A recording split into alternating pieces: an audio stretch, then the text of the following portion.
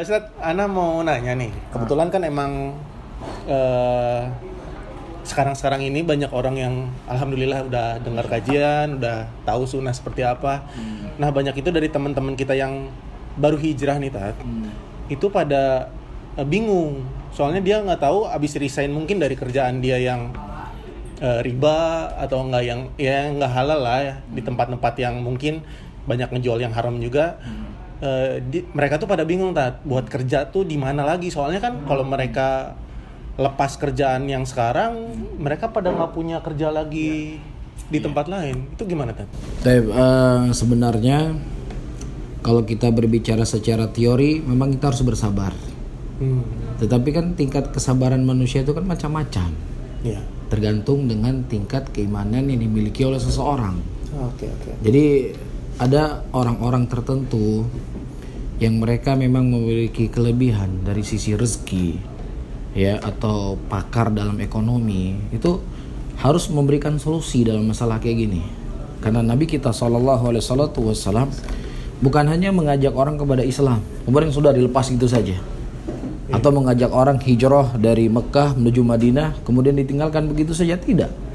Tapi Rasulullah SAW memberikan solusi kehidupan mereka. Jadi bukan hanya akhi sabar ya, inilah perjuangan dalam memegang teguh di atas sunnah. Enggak hanya sebatas itu solusi yang diberikan oleh Rasulullah. Rasulullah pernah mempersaudarakan Abdurrahman bin Auf, sahabat yang datang dari Mekah, dengan Rabi, seorang sahabat dari Al-Ansar. Jadi dipersaudarakan oleh Rasulullah untuk memberikan solusi kepada Abdurrahman bin Auf yang dia meninggalkan pekerjaannya. Dia meninggalkan kampung halamannya. Dia nggak punya rumah, nggak punya ini, nggak punya itu. Nah, ketika Rasulullah mempersaudarakan dan memberikan solusi kepada Abdurrahman bin Auf, Rabi memberikan solusi. Nah, solusi yang diberikan oleh Rabi pada waktu itu, sahabat Rasulullah dari kalangan Ansar, ya Abdurrahman, saya memiliki 2 petak tanah. Silakan engkau mengambil satu di antara 2 petak tanah yang kau inginkan, aku berikan kepadamu. Dan saya memiliki 2 orang istri loh. Iya. Ya, istri. Ya, engkau pilih mana istriku yang paling cantik. Selesai masa idah, kau kawini dia. Masya Allah. Ini kan solusi, dan ini terjadi di zaman Nabi SAW. Jadi bukan hanya kita cuman sekedar ayo hijrah. Kamu keluar dari kerja yang haram, nggak boleh, nanti kamu kalau mati begini dan begini. Titik sampai di situ. Nggak bisa. Harus ada solusi yang diberikan dari sisi kehidupan dunia mereka. Apa yang harus mereka lakukan? Seperti Rasulullah mempersaudarakan sahabat dari kalangan Muhajirin dengan sahabat dari kalangan Ansar. Nah, begitu juga ketika Rasulullah SAW berhasil merebut kota Mekah, itu Rasulullah memberikan harta rampasan perang yang sangat banyak kepada orang yang baru masuk Islam. Untuk apa? Untuk mengambil hati mereka. Karena orang yang baru hijrah itu hatinya kan masih bimbang, goyang. Ya, oke, misalnya dia bisa bersabar, tapi dia punya istri. Istrinya belum tentu bersabar. Oke, istrinya bersabar, dia punya anak-anak. Kadang-kadang anaknya nggak bisa bersabar. Jadi memang harus ada dibuka lapangan pekerjaan.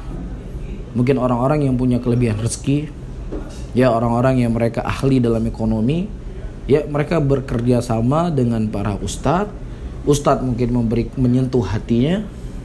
Ya, orang yang punya kelebihan rezeki atau punya taktik bagaimana cara dia berbisnis, dia membuka lapangan pekerjaan.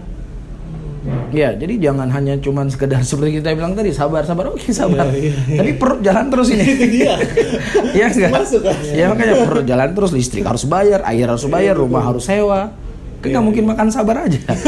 Ya enggak? Dan tingkat keimanan seseorang itu kan berbeda-beda antara satu dengan yang lainnya. Jadi nggak bisa sahabat Rasulullah, mereka bisa bersabar. Tapi diberikan solusi oleh Rasul dalam kehidupan keduniaan mereka. Jadi teman-teman yang mereka memang punya kelebihan rezeki, ya jangan meninggalkan teman-teman yang baru hijrah begitu saja. Tapi ayo kita buka lapangan pekerjaan. Ya, orang Islam adalah orang yang mereka selalu bersemangat dan selalu menciptakan hal-hal yang baik di tengah lingkungannya. Apakah dengan akhlaknya ataukah dengan hartanya. Ya, ada seorang sahabat Rasulullah yang mungkin kita kenal semuanya, Thalhah bin Ubaidillah. Para ulama menyebutkan kenapa Thalhah bin Ubaidillah tidak banyak meriwayatkan hadis dari Rasulullah, dalam keadaan beliau inilah orang yang paling awal masuk Islam.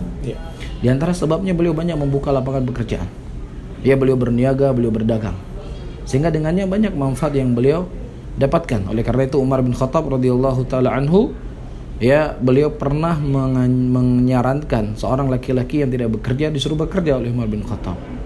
Ya, jadi ada hal-hal dari isyarat dari sahabat Rasulullah membuka lapangan pekerjaan. Jadi bukan hanya cukup sabar saja seperti itu. Jadi untuk orang-orang yang baru hijrah ini Tat, maksudnya kan kadang ada orang yang malu juga untuk minta pekerjaan ya Tat ya. Tapi di satu sisi orang yang punya kelebihan harta pun mereka bingung juga gitu, maksudnya takutnya orang yang nggak capable lah atau apa. Jadi salah satu solusinya itu emang harus dari ustadz menyampaikan ke orang yang kelebihan itu. Ya mungkin nggak mesti ustadz ya, nggak mesti. Tapi setidaknya kita harus peduli lah, melihat keadaan, melihat kondisi, bagaimana keadaan saudara kita. Mungkin ada hal-hal yang perlu kita bicara berdua empat mata. Ya gimana antum setelah hijrah, bagaimana perekonomian antum, bagaimana keluarga, harus dibangun komunikasi seperti ini. Ya jangan ditinggalkan begitu saja.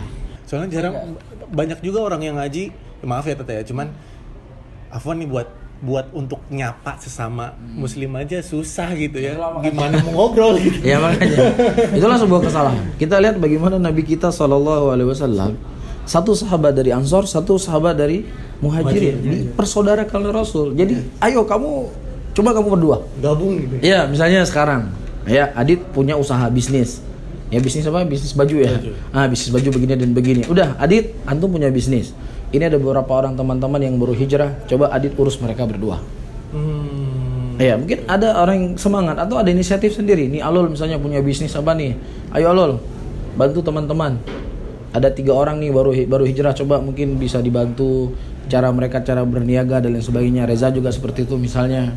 Jadi harus ada kepedulian. Ya jangan hanya kita sentuh hatinya, karena ketika hati memang betul kita sentuh, tapi perut ini kadang sulit diajak kompromi. Ini jadi masalah.